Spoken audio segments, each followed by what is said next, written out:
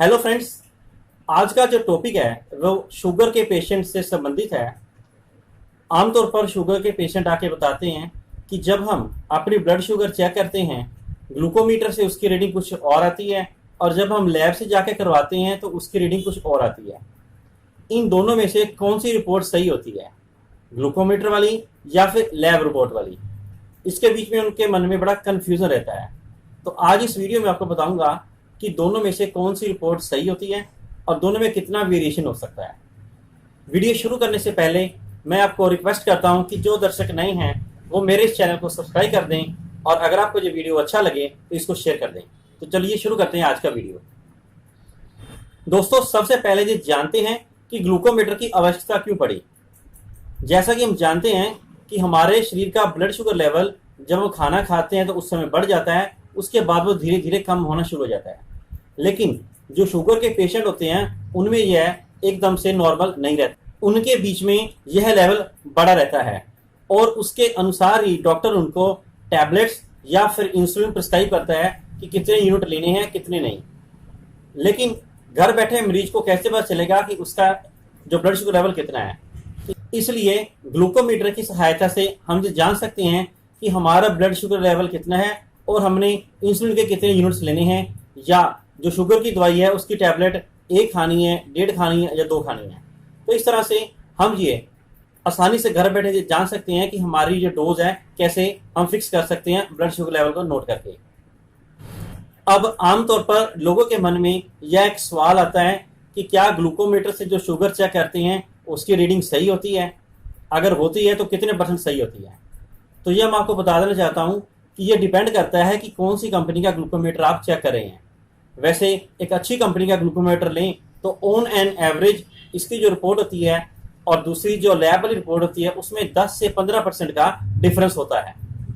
जैसे मान लीजिए आपने किसी लैब में जो ब्लड शुगर लेवल चेक करवाया, अगर वो रीडिंग 300 आई है तो अगर हम उसको ग्लूकोमीटर से चेक करेंगे तो 10% के अगर वेरिएशन भी लें तो उससे हिसाब से इसका 30 पॉइंट नीचे भी हो सकती है, यानी 270 भी हो सकती है, और 30 पॉइंट ऊपर यानी 330 तक हो सकती है।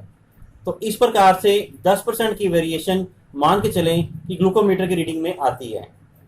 इसके अलावा कुछ एक अन्य फैक्टर्स भी होते हैं जिनके ऊपर ग्लूकोमीटर की रीडिंग डिपेंड करती है।